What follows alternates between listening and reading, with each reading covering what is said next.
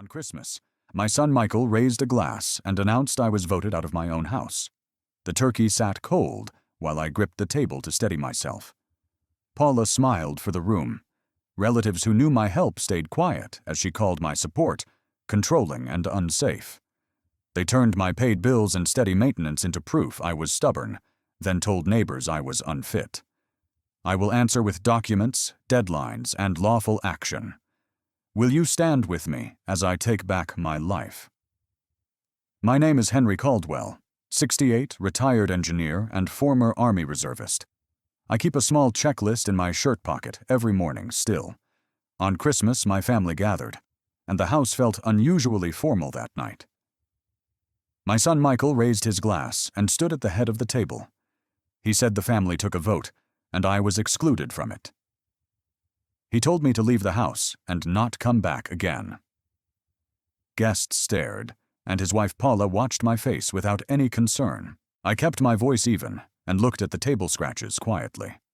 Those marks came from Michael at 10 with a butter knife once. I remembered paying tuition, selling my Chevy, and covering surprise medical bills. I also remembered Elizabeth choosing the carpet after a long store debate. That night, the china sat out, and the turkey cooled fast nearby. Michael started about money, repairs, and upgrades to make everything look modern. Paula opened a contractor estimate and turned her phone toward a furniture page. I asked what they really wanted and why savings were their solution. Michael said I was old and should release cash to them now. I reminded him he lived here rent-free and always had support available. Paula laughed and called the house a museum that held us back. I kept breathing through my nose and held my fork to steady myself. He slammed a spoon and called me selfish for blocking their progress. I did not shout, because shouting would only feed their story today. I asked again what this was really about to them both exactly. Michael leaned toward me and said I was not needed anymore. Paula kept tapping the table and waited for me to surrender quietly. I stood up and walked to the hallway without raising my voice. I thought about duty and steady habits from my service years often. I closed the door behind me and let the room settle down. In my bedroom, I sat and looked at Elizabeth's framed photo carefully.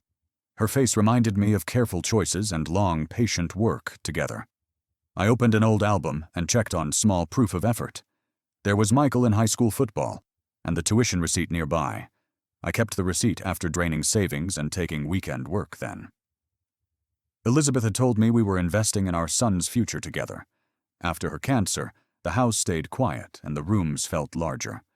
Michael drifted into adult life, and I tried to stay useful nearby. When Paula joined him, shopping lists grew while unpaid bills stacked up.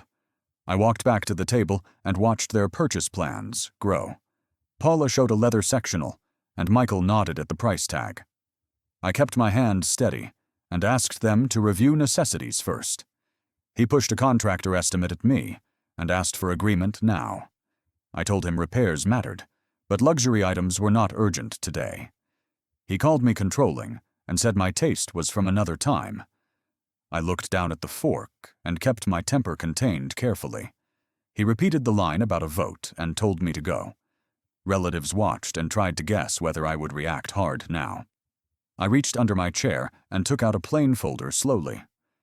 I held the folder, then placed it on the table deliberately. There. I did not open it, because the time was wrong now strategically. Paula stared at the folder and then returned to her phone briefly. Michael told me again to leave, that I was embarrassing them now. I walked to the hallway and took my coat from the rack. He mocked me from the doorway, and I decided not to answer. I stepped outside, breathed cool air, and counted to 10 slowly twice. I returned to my room and sat with the small notebook open. I wrote 3 columns for money, dates, and accounts within reach now. I noted his late notices and the investment condo mortgage warning carefully. I listened to the staircase and waited until footsteps moved away upstairs. I moved through the kitchen and checked the stack of household mail. I found credit card statements and a spa receipt under a flyer. I recorded balances, minimum payments, and interest rates in my notebook tonight. I took a photo of a bank notice and copied the account number, I turned off my phone light when the hallway floor made noise. I waited, then heard the fridge motor and the floor creak again. I turned the light back on and finished sorting the papers carefully. I put every page back where it was and closed drawers neatly. I walked to the door and checked the entry lock again gently. Later, I called my friend Tom and asked for coffee tomorrow morning. He is a retired lawyer and knows how to prepare paperwork properly. We set a time and agreed to meet away from home, downtown. I placed the plain folder in my dresser and locked the drawer. I checked the window latch and wrote a reminder on my checklist. I stood at the window and watched snow fall across the street. I remembered training days and how simple routines keep judgment clear under pressure. I do not want to fight, but I will set limits soon. I wrote a line to myself, then circled the word boundaries twice. I turned off the lamp and listened to the street outside briefly. I sat again and read names in my phone contact list slowly. Sarah is Elizabeth's old friend, and Linda is my sister-in-law locally. I decided to invite them for coffee after I met Tom first. I wanted them to hear the truth directly from me soon personally. I put the notebook with the folder and folded the checklist carefully. I lay down in my clothes and waited for the rooms to quiet. I asked myself what value my presence still holds in this family. I closed my eyes and pictured the answer I needed to find. I drew a hard line. I would act, not argue. I planned legal steps and gathered proof step by step without delay. The diner opened at 7, and Tom waved me to a booth. The coffee smelled strong, and he watched me over the rim carefully. He asked what outcome I wanted besides surviving the holidays with less damage. I set my hands on the table and kept my words simple. I want my home secure, and their story exposed in plain terms. He nodded once and pulled a small pad from his coat pocket. You need paperwork, timing, and a clean record of their conduct. I slid my notes across and pointed to the late notices and estimates. They are spending beyond income and calling it progress to pressure me. He tapped the pad and made 2 columns for leverage and liability immediately. Aim at money and pride, but document every step for court later. I asked for a trusted attorney who would avoid grandstanding and delay tactics. John Mercer, he answered, writing the number and underlining it twice with care. He is steady and keeps filings clean. He will not waste time. I thanked him and checked my pocket notebook for the next steps quietly. Years in the reserve taught me to move on facts, not noise. Tom pushed a sugar packet aside and held my eyes for one more beat. Do not trade insults, he warned, voice low under the diner radio. Serve them with documents and keep your tone flat even under pressure. I paid the bill and walked outside into dry, cold air without lingering. At home, I set up my desk lamp and opened a fresh folder. My goal was a simple record any judge could read in one sitting. I kept the sensory noise down and focused on dates, account numbers, signatures. I sorted the contractor estimate and circled items beyond basic safety repairs. Then I entered 3 months of card charges into a clean spreadsheet with totals. Paula's spa package, luxury handbag, and club subscription exceeded their monthly surplus dramatically. I printed the sheet and clipped it to the estimate with a paperclip. I photographed the overdue mortgage notice on their investment condo for context. I called the county clerk and confirmed the foreclosure sequence in direct terms. The clerk explained the notice period and the sale process in plain language. That gave me a clock they could not spin with excuses or family pressure. I placed a small voice recorder on the kitchen shelf near the doorway carefully. Goal was to capture their plan in their own words for clarity later. Obstacle was discovery, so I tested placement, volume, and distance from typical conversation. I went silent and waited while the house settled and the heat clicked on. Michael came down first and checked his phone with fast thumb movements briefly. Paula joined him and set her purse on the chair with a dull thump. He embarrassed us last night, she said, eyes on her screen without blinking. He wants control, and will hold it until we force a change. Michael paced to the sink and gripped the counter edge with both hands firmly. We changed the locks today, and call that lawyer you found last week. Paula kept her voice tight and leaned toward him to press her point. We tell everyone he is not managing well. We frame this as safety. He asked if they could sell the house once I was gone for good. She answered they could claim it was best for me and the family. I let them leave the room before I retrieved the recorder from the shelf. I saved the file and copied it to a flash drive for redundancy immediately. I labeled the file with date and time and wrote a one-line summary. I heard the front door lock latch at noon and knew the change happened. My key no longer fit the new cylinder and turned without engaging the bolt. I knocked once and waited, then checked the side entry and garage door quietly. Both were locked, and I stood on the porch with my phone buzzing now. Linda had left a voicemail that repeated a rumor about my state repeatedly. I called her back and kept my voice steady and words short and clear. I will meet you tomorrow and bring documents. Please do not spread guesses. She agreed to meet and asked whether I needed a ride anywhere that day. I told her I was fine and thanked her for pausing the family chatter. A text from Sarah arrived with a request to talk that afternoon downtown. We met at a cafe and ordered tea because the place brewed strong coffee. She looked worried and folded a napkin with both hands again and again. They are planning a big dinner and an announcement about you on Christmas. I kept my hands open on the table and asked for every detail she knew. They told relatives you are not safe alone and should lose control. I asked for names of who heard it directly and who heard second-hand rumors. She listed 3 cousins and 2 neighbors who repeated identical lines this week. I thanked her, paid for her tea, and told her I would handle things. On the way out, I called Tom and asked him to alert John immediately. He answered on the second ring and said John could see me in 2 hours. I arrived early, wiped slush from my shoes, and sat in the quiet lobby. John's office was plain, with a single-framed degree and a clean desk. He read my spreadsheet and the condo notice and the typed summary of recordings. Then he looked up and asked a direct question that went to the core. Do you intend to remove your son from any inheritance permanently now? I met his eyes and kept my breathing steady while I delivered a simple answer. Yes, he crossed a line I cannot ignore. I will not fund this. John opened a new file and outlined 3 actions with firm, clear language for me. First, a new will naming a charity beneficiary. That means your assets transfer there. He paused and made sure I understood the explanation before he moved to the second. Second, a living trust holding the house. As trustee, you control occupancy and sale.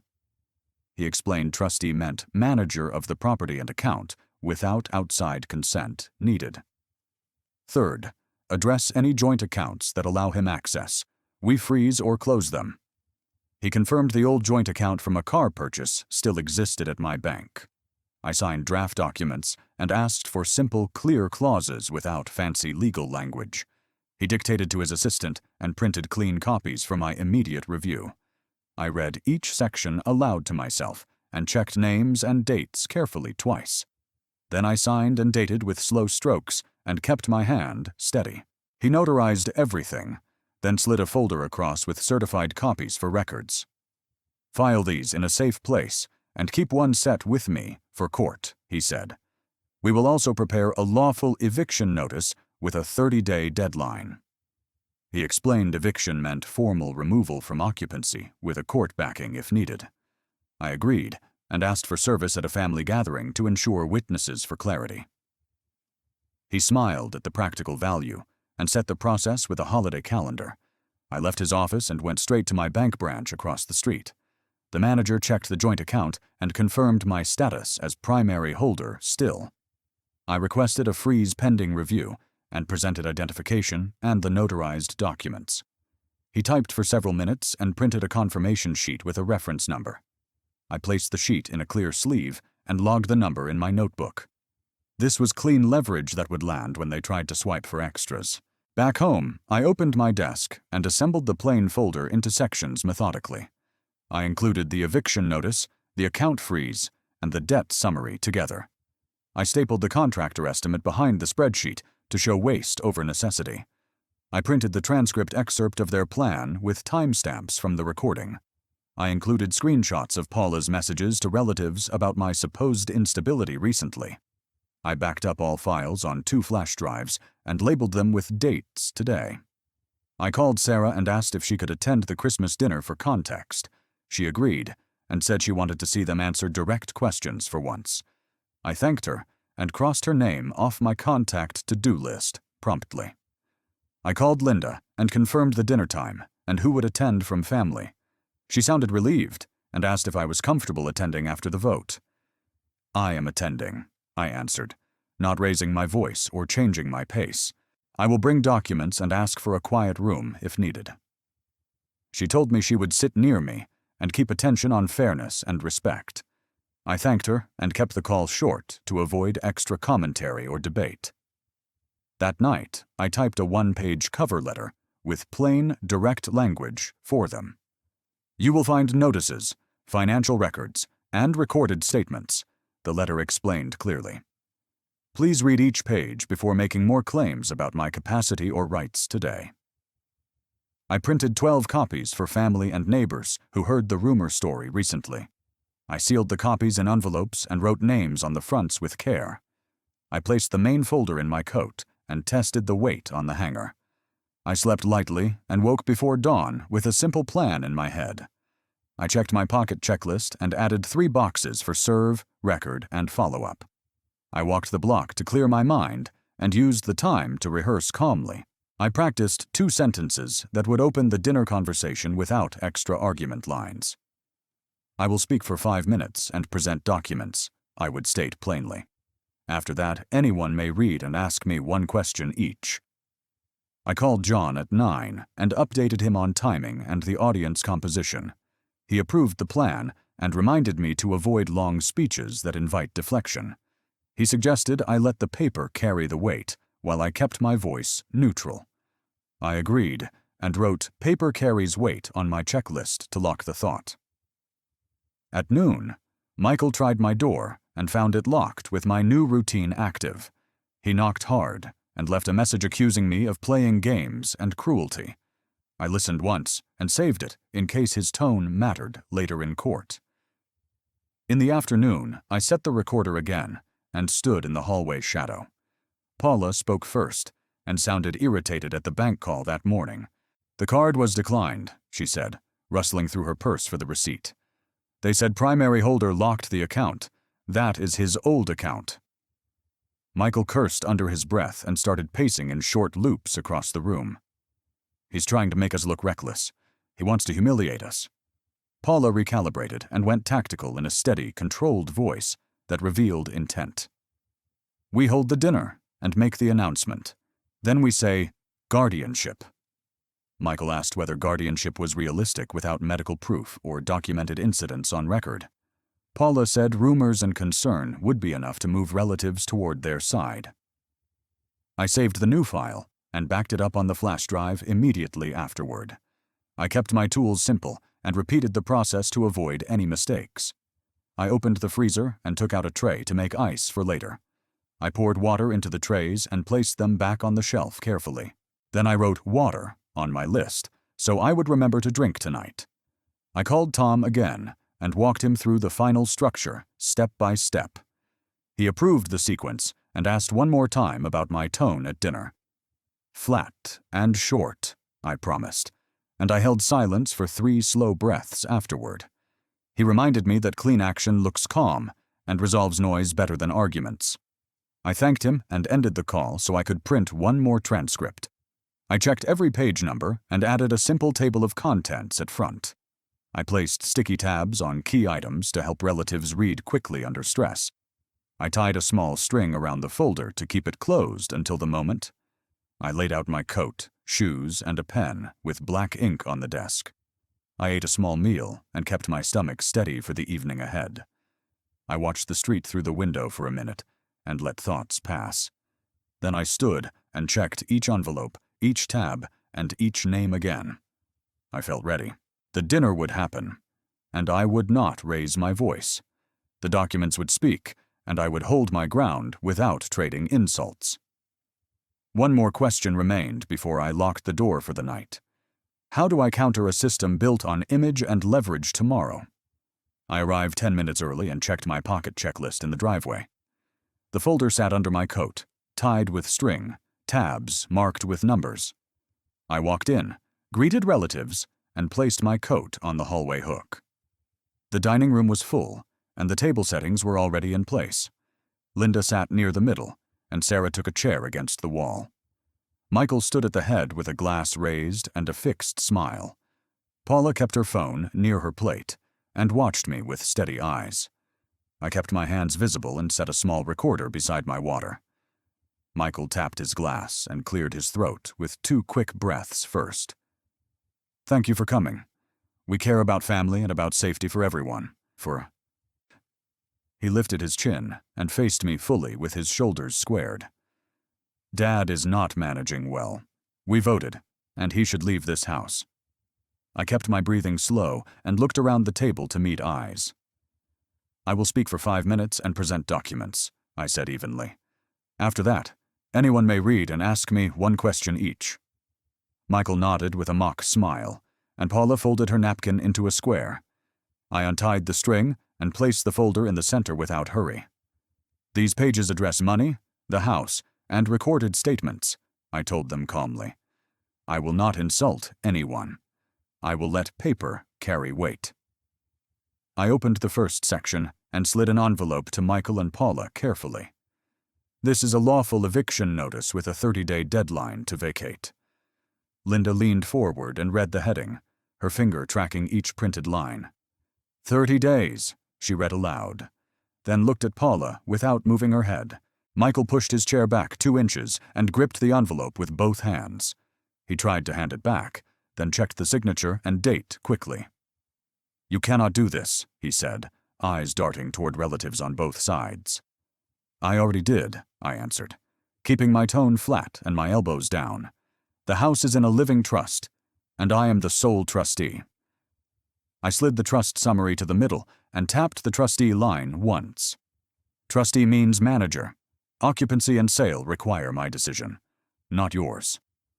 Paula reached for the paper and scanned the bold headings with quick eyes. This is cruel, she said, voice tightening as she touched the page corner. It is structure, I said, and I turned to the next clipped stack. Here is the bank confirmation of a freeze on the lingering joint account. I placed the reference sheet near his plate and pointed to the number. Only the primary holder can act. The bank logged the freeze this morning. Michael's jaw moved, and he looked toward Paula for support before speaking again. You are punishing us, he said, lifting the paper with a shaking hand. No, I said, and I kept my voice steady and my words short. I am preventing misuse. Luxury spending has replaced basic bills for months. I slid the spreadsheet forward with totals circled and dates lined up cleanly. Here are 3 months of charges and minimum payments. Please read them. I tapped the contractor estimate and the club subscription page underneath the spreadsheet. This estimate contains non-essential upgrades during a period of unpaid obligations. Linda read a line and looked at Paula, then looked at Michael without speaking. He is twisting numbers, Paula said, drawing a breath and setting her jaw. These are your numbers, I answered, and I lifted the next prepared section. This is the mortgage notice on your investment condo. It is overdue. Arga. I pointed to the red stamped word and the date range in the upper right.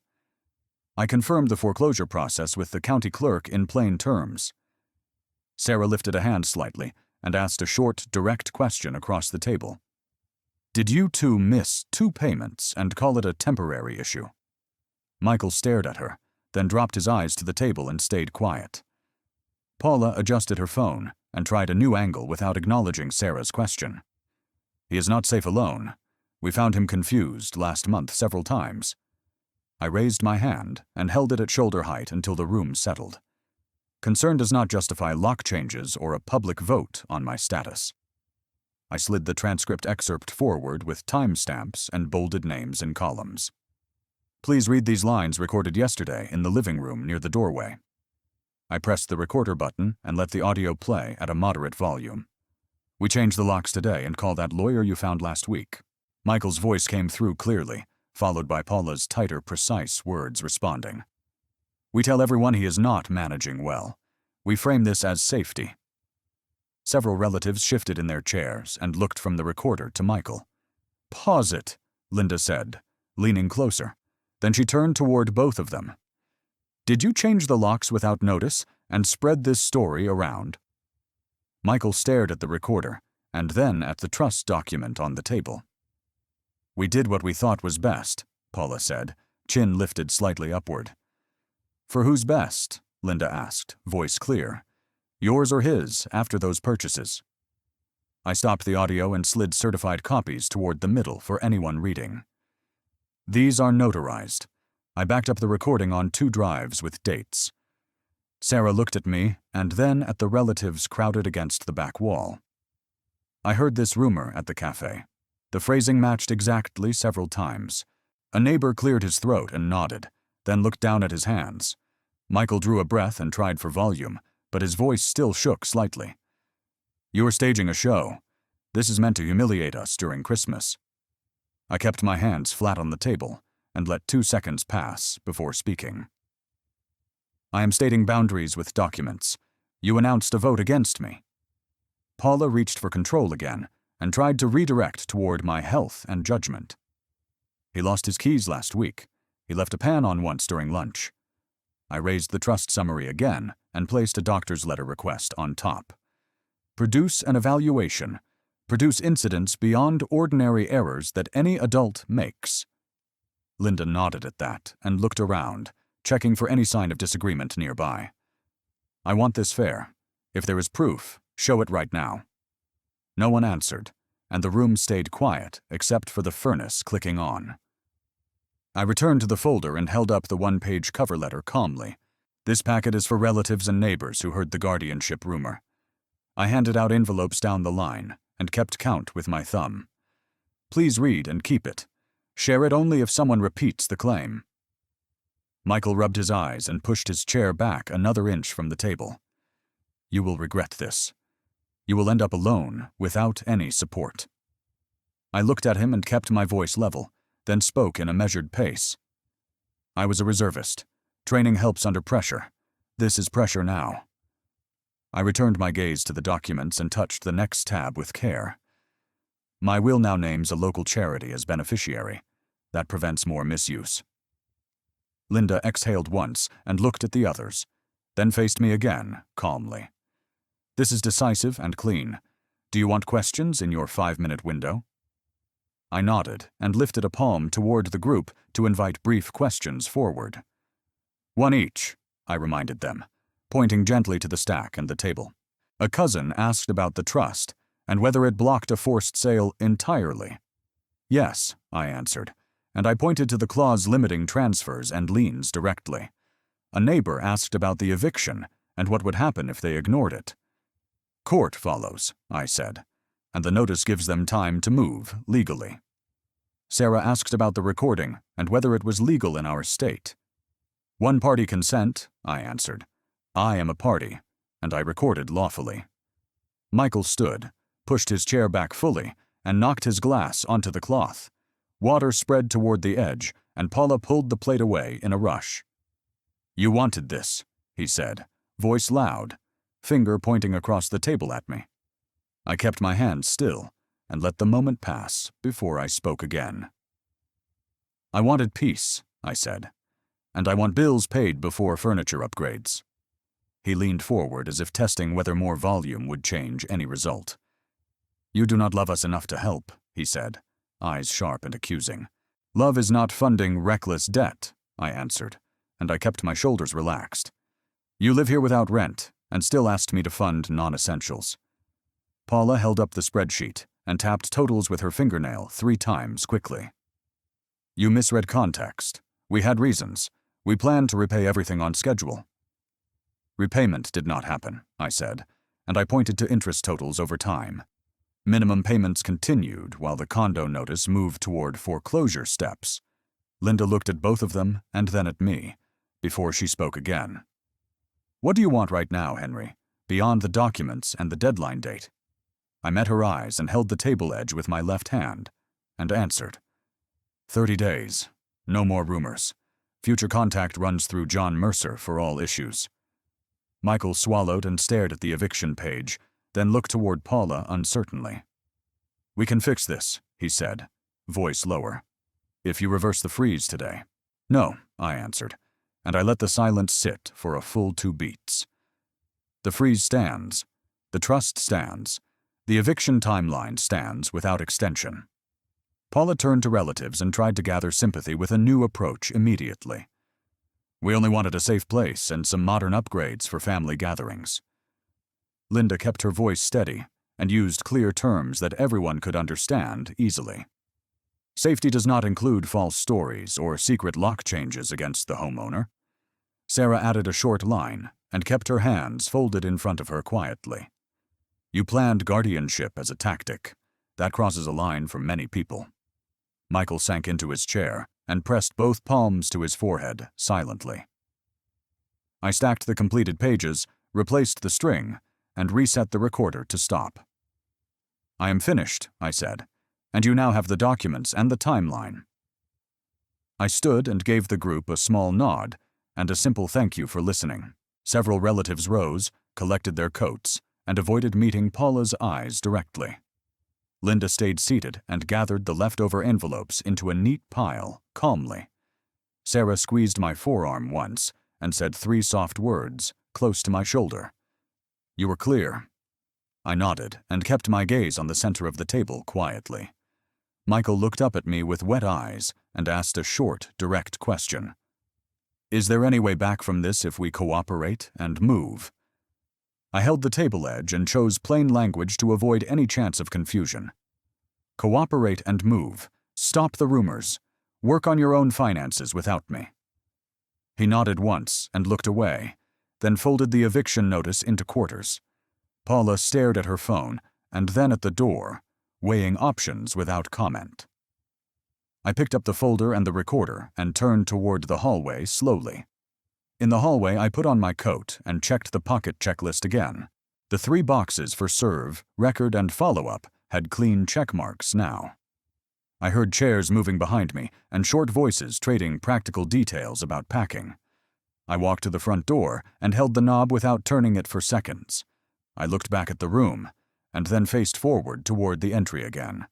I stepped outside and closed the door carefully without forcing the latch at all. I stood on the porch and let the cold air clear the noise from my head. The door opened behind me, and Linda joined me without stepping past the threshold. You handled it, she said, eyes steady on mine. And you did not escalate. I kept to the plan, I answered, and I watched a car pass slowly. She nodded once and looked toward the houses, then back to me in silence. What happens if they refuse and try to stall this whole process again? Then John files, I said, keeping my voice even and my shoulders squared. She reached out and touched my sleeve, then let go and turned back inside. I remained on the porch for a minute and checked my watch for the time. My pulse settled into a steady rhythm, and my jaw unclenched without effort. I walked to my car, placed the folder on the seat, and sat quietly. I looked at my hands on the wheel and felt the small ridges in the leather. I drove away at the limit and kept the heater on a low setting. I replayed the questions and the answers and checked them for any missed point. I could not find any gap in the steps or in the timing at all. I parked near the corner store and wrote a brief note to John immediately. Dinner completed. Service successful. Recording played. No physical incident. 30-day clock now running. I sent it, then sat still, hands on my knees, letting the silence sit. I had won the main point, but loss still hung around the edges. What price will this victory demand, and through which consequences for everyone? Service begins tomorrow, John wrote, handing me copies and a simple checklist. I called the process server and confirmed addresses and time windows again today. You will receive stamped proofs, John added, tapping the file with care. I set alerts on my phone for each delivery window and follow-up. The next morning, the server met me at the curb outside briefly. He showed his ID and confirmed names before walking to the door. He returned later and handed me 2 stamped proofs on cardstock that afternoon. Linda called within an hour and asked whether the notice was received today. They opened it at noon, Linda told me while standing near her window. I wrote the time on my pad and underlined it twice for emphasis. Michael texted me a short line, demanding I explain the eviction immediately today. Questions go to John, I answered, attaching his card and the reference number. He replied with 3 angry texts, then went silent for the day completely. By evening, boxes appeared in the hallway outside their bedroom and office doors.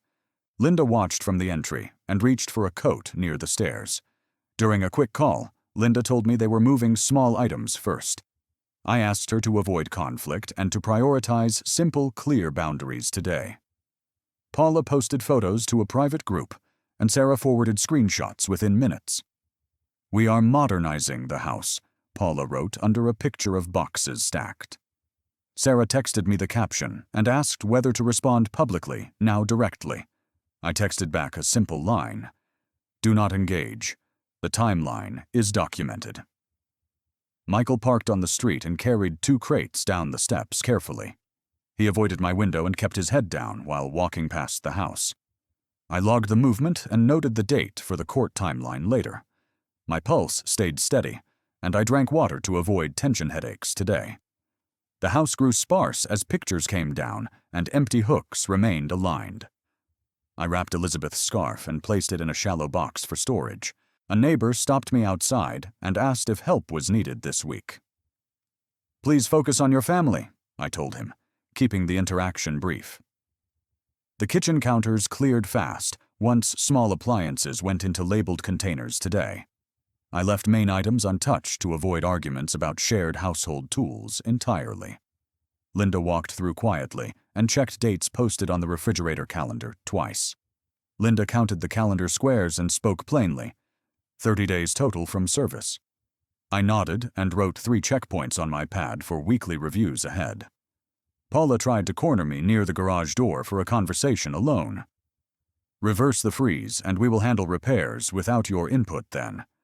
I kept my hands at my sides and rested my voice deliberately for calm. "Contact John for all requests." I kept my voice neutral and stepped indoors immediately.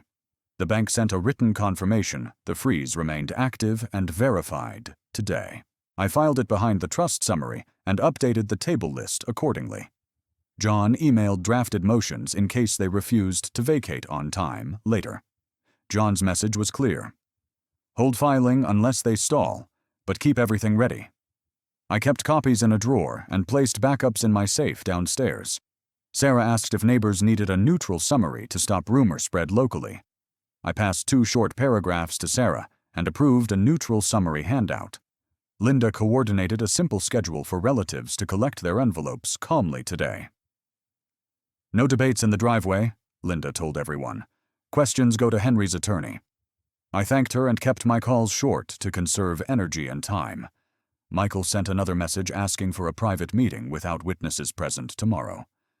"Only with counsel," I texted back, attaching dates when John was available later.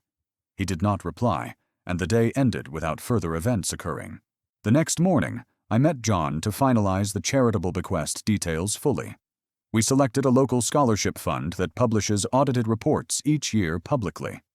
"Transparency matters," John noted, while recording the file number in his ledger today. I signed the updated will and kept 1 certified copy for records personally.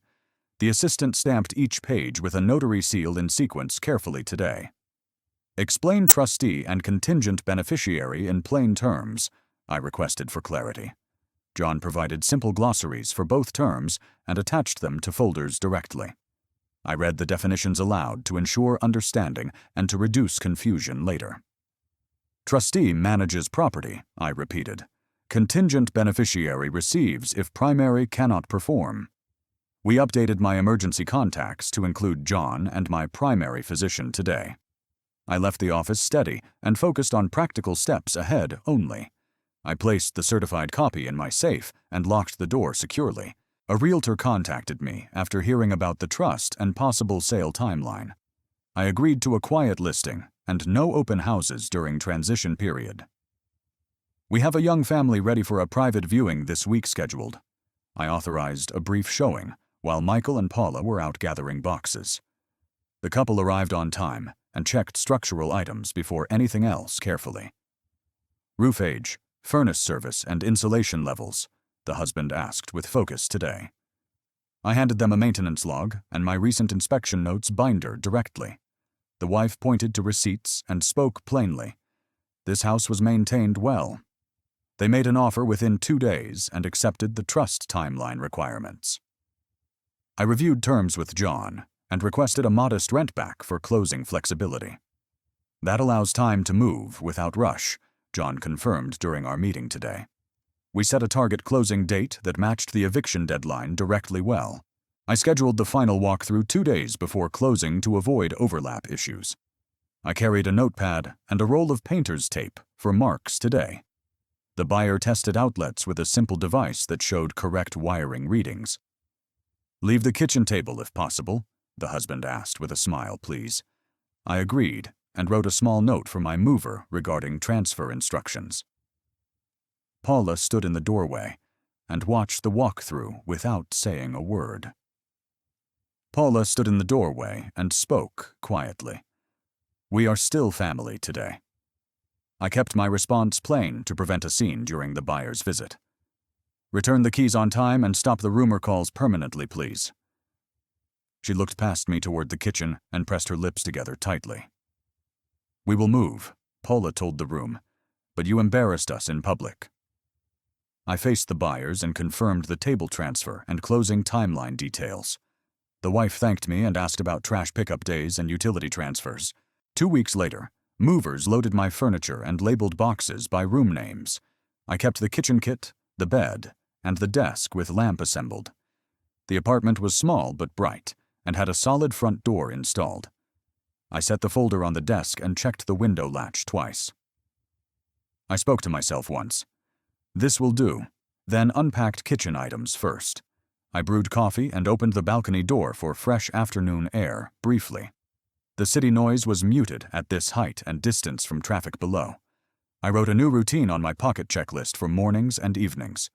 Wake at 6, walk, coffee, review, and call John if needed today. I stored the mover receipt with the lease and the insurance binder together. I checked the front door deadbolt and wrote a reminder to rekey soon. I sat for a minute and allowed the quiet to settle evenly inside. Then I called Linda to confirm I was settled and reachable by phone. The first full morning arrived with clear weather and dry sidewalks for walking. I wore gloves and walked 3 blocks to the small park nearby alone. I sat on a bench and stretched my back carefully before standing again. "Keep your pace even," I reminded myself, watching an old training habit return. I returned home and brewed coffee and opened my notebook for review again. I checked the moving list and crossed off 7 small tasks, one after another. The balcony needed a chair, so I ordered a simple folding one online. I set a timer for water breaks to prevent headaches and fatigue during paperwork. Sarah called to check whether the apartment felt safe and comfortable already enough. "It is clean and quiet." I kept my reply brief and factual today. She asked if I needed groceries or a ride to any appointment soon. "I am set for now," I told her. "Thank you for checking today." After the call, I reviewed the buyer's inspection addendum and signed digitally immediately. In the evening, I opened a small box labeled keepsakes and family photos. I set Elizabeth's scarf on the shelf and smoothed the fabric gently once.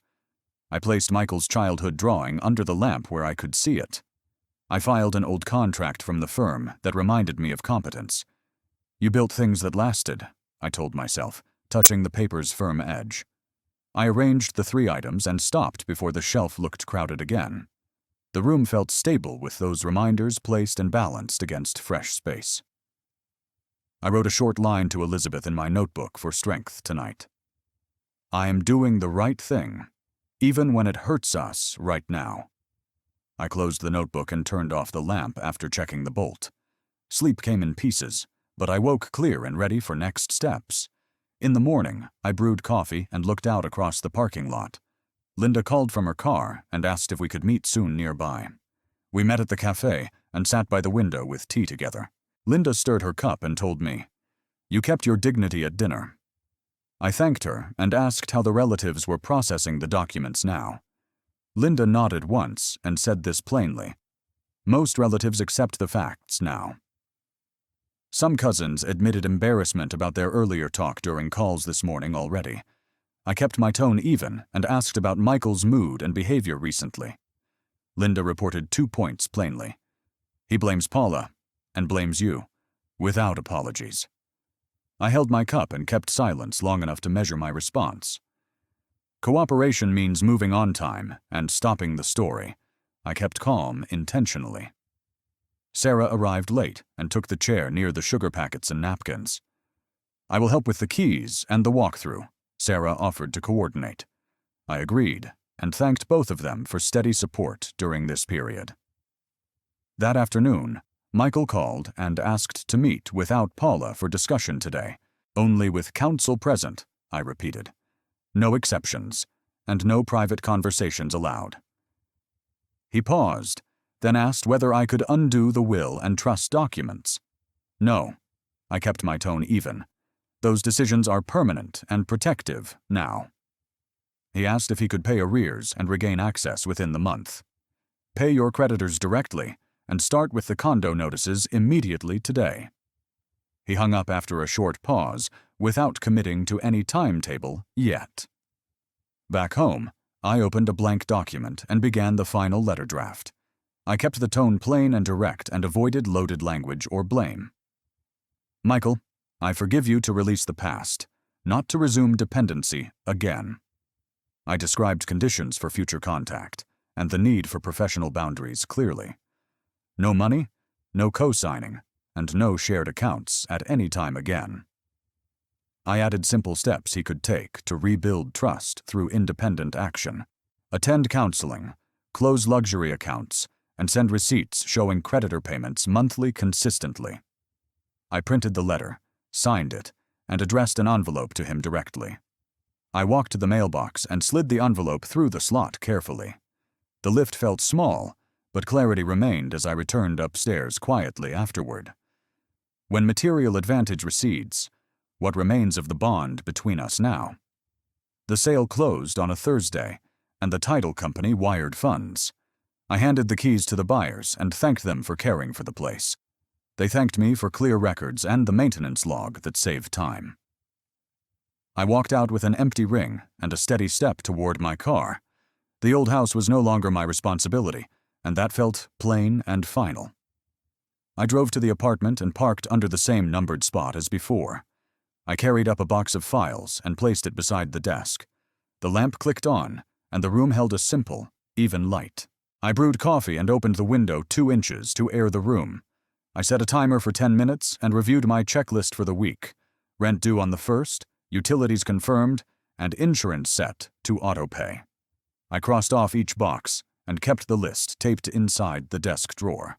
Sarah called and asked how the handover went, and whether anything unexpected happened. "Clean and on schedule," I answered, standing at the counter with the mug. She offered to bring groceries, and I thanked her, and declined for now. I wrote a short note for the bulletin board about building recycling times. Then I checked the mail and found 2 envelopes from John and 1 from the charity. John's letter confirmed the recorded deed to the trust and final disbursement sequence. The charity sent a thank you letter with a simple receipt and program summary. I placed those papers in a labeled folder and stored it in the safe. Linda texted a photo of the house from the sidewalk after the buyers moved in. "They added a small wreath," she wrote. "Looks orderly and well kept." I sat down and read her text twice, then put the phone face down. I brewed tea this time and stood at the window for a minute in quiet. I opened my notebook and wrote the words steady, honest, and clear at the top. Then I added 3 lines under them about money, time, and attention. Spend on essentials, honor the clock, and give focus where it matters. I prepared dinner and washed the pan and left it to dry. I kept things simple because simple routines help a person recover. In the morning, I walked early and watched the crosswalk light change on schedule. The air felt cold enough to notice, but not enough to hurt. I completed a loop and returned home, and stretched for a minute near the chair. After breakfast, I called the bank and confirmed the freeze remained active. The manager confirmed the status and read the reference number on the record. I wrote the date next to it and closed the notebook with a small tap. Around noon, Michael called, and the screen showed his name with no photo. I let it ring once, then answered with a steady voice and clear expectation. "How are you?" he asked, quiet. "Are you settled in the new place?" "I am settled," I answered, and I waited for him to continue speaking. He took a breath and spoke in a slower, more careful tone than before. "We left the keys at John's office and moved into the condo temporarily." He paused, then added one request that stayed within the lines we set together. "I want to read the financial counseling referral you mentioned in your letter." "I will send it," I answered, already opening my email to attach the brochure. "Send receipts when you pay arrears. Keep copies for your file." He agreed and thanked me, and there was a small silence that felt measured. "I understand the boundaries," he said. "No money and no shared accounts." "Correct," I answered, "and no rumors. Keep communication short and accurate." He agreed again and ended the call without extra commentary or blame or bargaining. I sent the referral and CC'd John to keep the record complete and organized. I sat for a minute and let my pulse settle after the conversation ended. Then I stood and filled a water bottle and made a simple sandwich for lunch. In the afternoon, the charity director called and asked if I wished to visit. I listened and agreed to a short tour next month to see the program in action. After the call, I wrote a brief note for Elizabeth in my notebook. "Your scarf is on the shelf, and the drawing hangs under the lamp." I paused, then added a line about the buyers and their 2 children. They set the table and thanked me for care and clear logs. I closed the notebook and placed it on the shelf beside the lease binder. Later, Linda visited and left a bag of oranges and a small plant. "The cousins stopped repeating those lines after they read your envelopes," she said. I nodded and poured tea and handed her a cup on a small coaster. We talked about simple things and kept the visit under half an hour. At the door, she looked at me and asked a direct, careful question. "Do you want me to pass anything to Michael for you today?" I shook my head and spoke in even, simple words to avoid confusion. "Only the letter he has. The conditions stand. Let actions do the rest." She squeezed my shoulder and left, and I locked the door and checked the bolt. I returned to my desk and wrote a short list for tomorrow morning. Walk, letters, pharmacy, and 1 phone call to the realtor about closing documents. I checked the balcony door and tested the chair for steadiness before sitting. The street below moved at a quiet pace, with no unusual activity visible. I finished tea and washed the cup and set it to dry on a towel. In the evening, I sorted photos into a small album with labeled sleeves. I kept only 10 images and stored the rest in a box for later review. I placed the album on the shelf near the scarf and the drawing. I stood back and looked at the room to confirm it stayed uncluttered. I wrote 1 more line in the notebook before turning off the lamp. "Dignity rests on clear limits, and on work a person can sustain." The next day, I met Sarah for coffee and reviewed her handout draft. It was 2 paragraphs, neutral, and kept the focus on verified facts only. We printed a small batch and left them with the building manager downstairs. He thanked us for clarity and promised to redirect questions to counsel as needed. I called John after lunch and updated him on the call with Michael. He approved my email and reminded me to store all receipts in a single folder. I filed the email and the attachments in both print and digital forms. Then I walked to the post office and bought a book of stamps for mail. Back home, I wrote 3 birthday cards ahead of time and addressed them. I kept the cards simple and included a short memory and a current update. After dinner, I opened a repair manual for a small home project on the balcony. The manual was clear and included diagrams with part numbers and simple steps. I tightened 2 bolts and checked the hinge and cleaned the tracks with care. The door slid smoothly afterward, and I logged the task in my notebook. Toward evening, Michael texted a screenshot of a payment made to a creditor. "First installment posted," he wrote. "I will send one each month on time." "Keep them coming," I replied, "and keep your appointments for counseling sessions." He sent a short acknowledgement and nothing else, and I left it there. I put the phone down and felt my shoulders ease a notch without effort. I listened to the apartment's quiet for a minute and then stood again. I refilled the water bottle and placed it beside the bed before lights out. The next morning, I woke before the alarm and sat at the edge of the bed. I checked the door, the stove, and the window latches in a steady routine. I walked outside and made a slow loop around the block and back. The air held a dry chill that kept my pace measured and consistent. I returned and brewed coffee and wrote a small list for the week ahead. Call the charity, buy stamps, and set the dentist appointment for next month. I added a line to bring cookies to the building potluck next Thursday. I circled the potluck and wrote a reminder to ask about dietary needs. Later, the realtor called and confirmed that the buyers had finished their first weekend. They set up a small bookshelf and hung pictures, the realtor reported. I thanked her and asked that she forward any mail that still arrived there. When the call ended, I sat and looked at the scarf and the drawing. I allowed one memory to come, then let it pass without pulling everything else.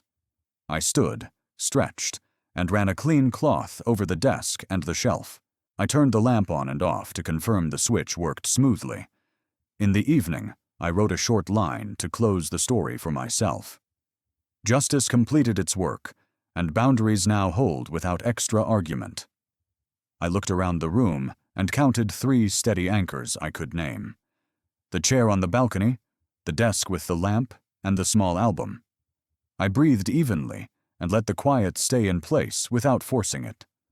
Tomorrow will come on the same clock, and I will meet it with order. If Michael continues to keep agreements, we can share a short, honest call. If he breaks them, I will protect the distance and keep the record. I am not pleading for respect anymore. I am living by clear limits. When respect returns as action, the door opens on practical terms I can trust.